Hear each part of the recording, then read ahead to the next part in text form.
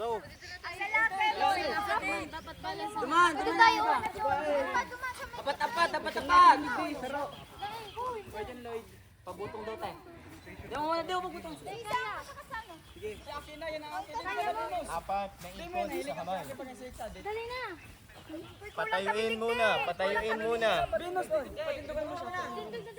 Revive na tayo. Papatayuin muna ang kawayan bago sumakay. Tsaka na boy. Apat na itok. Saro. Lima.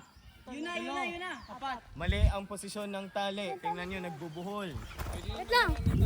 Pwede yung galawin yung tali. Uy, sundan niyo kung saan ang tali. Salamat, sunod ka mo. Balanse nyo ito dapat marunong mo. Sige kita. Okay yan? Sige. Okay na yan. Jacob, magsusunod ka lang sa ano ba?